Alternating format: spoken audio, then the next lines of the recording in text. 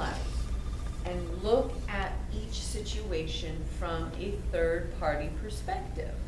I like to say, look at it through God's eyes. Look at it through the power of source. So, what is source? Because I think if we start to break down what source is, and we can unravel a little bit of the misunderstanding about creation and religion and why we're here and all of that, you know, mambo jumbo, right? Heavy topics.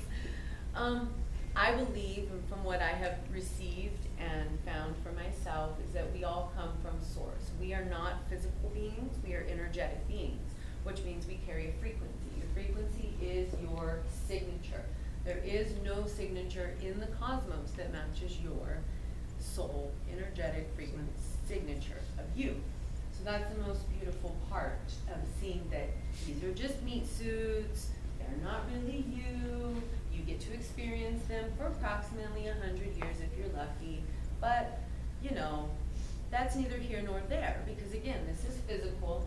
We are non-physical beings. We are energetic beings that carry a frequency. So, what can we do to become more connected with source that is also a frequency? Now, between source and us, there are many gods, and there are many stories of gods, and you can find gods everywhere. We use the word God very loosely. It's a being that has power to create, and that's all of you. So, when we use this word, to me, it's like, well, I don't know. I don't just talk to any God. That's kind of creepy in my book, because if I'm a God and you're a God and you're a God and we've all experienced godhood and creation, I don't think I would go to you for advice or you to advice for something that is about me, because you're going to give the best advice about you and you're going to give the best advice about you. So I started looking at people as gods, and I started looking at gods as people. They were all in a physical incarnation at one time. Now they're in the non-physical. They want to hop back into physical reality. There's millions of physical realities that we can all hop in and out of when we choose to. That is the beauty of incarnation. We are energetic souls that have the ability to say, hey, source creation, I got an idea. I want to go down and incarnate on that planet in this timeline, and I want to anchor in this frequency. Because I'm a frequency. Remember, I'm not a girl, I'm not a boy, I'm not hair, I'm not legs, no, I'm a frequency. And I get to anchor in a frequency. But how do I get in tune with that frequency to hold it with me? So we're looking at our life, we're looking at where's our energy going every day. How can I hold the frequency of joy if I'm living in a house that makes me feel sick, that makes me feel uncomfortable? How can I hold joy if I'm driving in a car that makes me feel scared, afraid, unsturdy, whatever you would call that, driving a car, and it's not sturdy, it's very, shaky, and you're fearful. So think about now your environment. Where do you live? Where do you sleep? What do you drive? Where do you work? Are you in alignment with your environment that you spend the most time in? Because when you start thinking about who you are, say, okay, I'm a frequency. And my frequency resonates with curiosity. In my childhood. Why? And I still do it all the time. So if my frequency aligns with curiosity, am I going to expand in a box? A box of I'm supposed to look like this, act like this, and be like this? No, and we put ourselves in these boxes all the time. What is a woman supposed to act like? What is a mother supposed to act like? What is a grandmother supposed to treat her grandchildren like? So, and again, for the men, just reverse that. So we've grown up, we've been raised, we've been shown a way of life that we are supposed to be living. We have not shown how to create a life that we enjoy, living in joy. So, all we have to do, step outside of the box, see your box of balance, you just step outside of that box and look at it from above. Look at it as if you were source creation. No physical body, no needs. I don't need this, I don't need that. I just want to know who I am, right? So I'm gonna get a little mushy. I love poetry, and I have a poem for you. Where shall we hide the truth from man? Where shall we hide the truth from man? The gods all cried when he was made. How can we guard our secrets now? They asked each other, so afraid. Hide it in the earth, and he'll mine for it. Hide it on a mountain, but then he'll climb it. Even in the sea, he'll find it. Where, it's got amazing chills. Where, oh where shall we hide the truth from man? Quite beside themselves they cried, this little guy will take our throne. We've made him far too smart not to claim our heavenly home. Hide it in the wind, and he'll pursue it. Hide it in an atom, and then he'll view it. Even in an act, and he'll do it. Where shall we hide the truth from man? They thought of stars and outer space, and in the nature of a tree. But they knew that man could solve each and every mystery. Hide it in matter, and he'll analyze it. Hide it in water, and he'll crystallize it. Even in hell, he'll surmise it. Where shall we hide the truth from man? Then they saw the mystery of how frightened gods should win. The wise said, let's take the truth and hide it deep inside of him. Hide it in his heart, and he will doubt it. Hide it in his mind, and he'll live without it. Even if we reveal it and shout it, he'll never, never believe the truth is deep inside of him. I got that from my Reiki master when I got Reiki certified, and it really hit my heart because I've always believed that there is something so special and so unique and so brilliant about each and every human soul that I'm literally attracted to each one of you spiritually. I feel your heart, I feel your essence, I feel that glow inside of you. And sometimes, I tell you, sometimes I just break down and I meet strangers and I say, oh my gosh, I feel like I've known you forever. Because we are soul family. We are part of source creation. We come here to create and to replicate the things that gods do. We see ourselves as so small and so weak. And that's because the things outside of us, the things that want, and they are real, they want our time, they want our energy, they want our frequency, they want our vibration. One, maybe some of them can't create it themselves. Some beings, their greatest energetic frequency they can feel is maybe courage or pride, some even shame and fear. Some lower vibrational beings really only feel one or two of those very low vibrational feelings. But humans, we have the ability to feel all of them and to expand them and to increase them if we are willing to look at ourselves as something different, as something bigger, as something that is so expansive that our heart chakra can send love to the entire planet, that we can start to expand our love from this planet to the universe and out into the multi-universe, because we are a frequency. We are the greatest, most powerful battery on this planet. Yes. Oh, I just like that. Well, I was going to say, I saw it twice. You wanted to say Oh something. no, I'm just playing with this. Yeah. I know, just I touching your neck. But that kind of just hit me. I thought that Yeah. was so cool. Super cool. Yeah. Yeah. So as we start to unravel who we are, it is going to move into every one of those boxes and start to see it as a game in life. Become inquisitive. Become that little childlike self that wants to know why. Something is happening, well, why? And then, tuning into you, you go into your own discernment of your heart. They tell you why. Maybe it's the news, the media, a friend, a consultant, a mentor. It doesn't matter where you go for your resources. That's not the important part. We know there's a million resources outside of us. So once you become aware of something inside of you, you get to choose. How am I going to start to unravel this knowledge about myself? Do I accept what I found about myself? If I do accept it, okay, how can I start to integrate? Do you guys all understand the word integrate? Integration. So there's lots of different ways this physical body needs to integrate. So when we do the work of the self-awareness, and then we go, okay, I can accept this about myself.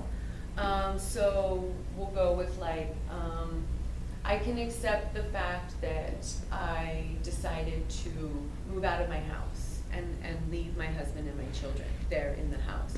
And for a lot of women, they would see this and they'd be like, how could you do that? Right? So is this, can I accept this about myself? So now I'm going to move into integrating. What does Niki's body need to do in order for this outside reality, something that I wanted to change in my life, to now be in resonance with this physical body? Any ideas? Crystal has one.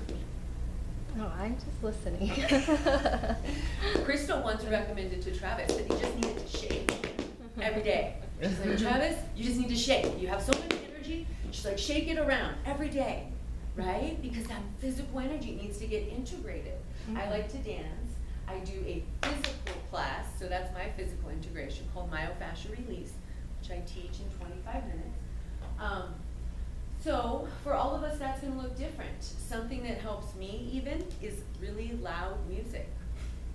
I know that might sound crazy, but I grew up knowing the difference in tones and beats and melodies, and now music puts me almost into a trance state.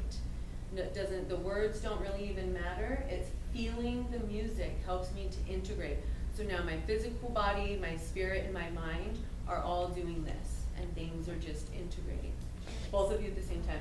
Oh, go for it. Okay, I was gonna say, so integrating is like meditation, like where it kind of separates the outside world, where you get centered again. Is that what you mean? Well, that's for grounding and getting centered. Integration is more bringing in something new into the physical body. We're releasing. So let's say that what you become aware of is that you're holding, we'll just go with shame. It's the lowest vibration, right? So you're holding shame in your physical body. And every day you wake up and your hips hurt and your stomach hurts and you're uncomfortable down here and then your lower back hurts and then you start to have other issues, maybe kidneys or other, right? So you're like, okay, I'm aware of this. Can I accept it? Can I accept that I'm choosing to hold shame, which is physically manifesting in my body? Then you decide, what am I going to do to move this energy, to release this energy? Okay, so that would be like the lower vibrational. For me, it's fascia. I love putting pressure on the body. The body wants to be squeezed. When we squeeze the body and we hold pressure on it, the body just lets go. Okay. I think in trigger point therapy, they teach you it's like 60 seconds or 90 seconds. They also have hyperbaric chambers you go into, and it's like the whole thing is air squeezing your body. I do a little mini class. We get a roller, we just roll the whole body. And the places it hurts the most, that's where I start to teach people. That's where you do your deep breathing. That's where you do your affirmations. And you decide, I'm accepting myself for who I am, regardless of the situation that caused this feeling that's holding here. I can now let it go. Because if we believe in the 4 agreements, which is a powerful way of life, we don't take anything personal. So whatever happened to us, we accept that there are no accidents. And we release all energetic ties from that situation. We say, okay, everyone has a past, and in this past we all have traumatic, energetic trauma that wants to be stored in the body. Now, sometimes we have partners who have energetic trauma stored in their body. And so what we can do is, okay, what we do? You said do-do. I know I was about to say it, and I thought of you. What we do is we become reflectors and projectors of truth. And so, like Travis said, when he was in his accident, I was there to reflect back to him his truth instead of projecting onto him why did you do it? Because I don't have any doubts inside of me, but if I was someone who had doubts inside of me, I would have projected those doubts onto him, that it was his, you know, something else, like he had caused it. But when you can move into crisis and you don't look for blame, you don't look for whose fault it was or how you could have avoided it or why it happened, those are all signs that you're living in chaos, that you're not living in acceptance of yourself. So when you move into a crisis, try to move into that situation in neutrality. Be neutral to the crisis, because if you're neutral, you're not emotionally attached. You're not going to get triggered. You're not going to react. You're going to respond. So each of these boxes is more and more going deeper into your physical life. And as you unravel each of those areas, go through this process. Am I able to see how I am involved in this situation? What is my connection to it? Can I accept what I did or said, my involvement? So that acceptance. Yeah, so one thing I wanted you to expand on too was when we're releasing something like shame from our bodies, or there's pain and there's something, it's usually associated with like a false belief system or a limiting belief system, and then the reintegration is integrating the truth. Right? Yeah. So for me, that would be the breath and the new affirmations of what you see that truth to be. So when I do my fascia, so if you shake, if you do dance, if you do any sort of physical movement and you're ready to let that go, two things that help with that are visualizing. So you can close your eyes and you can start to see that area of your body, and you are visualizing sending new energy there. So affirmations of love, acceptance, and then of course it is accepting the situation. So it's not just accepting that you're ready to let go of the energy, but when you're truly integrating it, it's going back into that situation and saying that there's nothing that I could have changed, there's nothing that I needed to change, there's nothing, that was all an experience. And so so the yin, the yang, that is there to represent the dark and the light. I don't really believe in good and bad anymore. I've gone through this transition where I see all things as an experience. And I know that each of our souls signed up for the most intense experience they could possibly handle. And so, like we've talked about before, that we can think of the little children who starve and they go through a very short life of being deprived. And for us, especially that grew up with a lovely childhood and had dinner and food on the table every night and two parents in the home, we see that as, oh my gosh, why could that happen? My mom would tell, why would God let that happen to those little children? And I've learned that it's not anyone who lets anything happen. It is choice consciousness. Our soul has choice consciousness. Before we came here, we saw the plan, we saw what was going to happen, and we said, okay, I'm making the choice. I'm a conscious, energetic, light being up here who is ready to take on this density. And sometimes that's kind of hard to accept because we go through a lot of density in our life, a lot of pain, a lot of struggle. And the only thing that can bring you out of that is to know that you are that perfect balance. So if you see yourself in that heavy darkness and that density, just know that that expansive light is just as close. It's just on the other side. There is no separation in you between the dark and the light. You are always encompassing both. We have the light and we have the darkness. I see that as the mother and the father. That's the yin and the yang just hit my heart. And I see that as we are meant to have both light and dark. We are not meant to just be pure light. When we are hurt, when we are the victim, when that situation happened, you were the victim of that situation. Now you get to observe, what does it feel like to be the victim of a situation? Do you stay in victimhood? Hopefully not, because then you're going to start to manifest disease and illness and inflammation in this area. Niki, can you go back though? You had 3 circles with 3 arrows. Did you cover that? No. Yeah, we're going backwards. So starting from the box to the yin yang, we're working from the foundation up. That's why I made it that way. But yeah, we'll finish on that. Yes, Scott. Just for a little enlightenment, whenever we're holding on to lower energy, energy or sinful energy or things that hurt others or hurt ourselves, it's a lower vibration.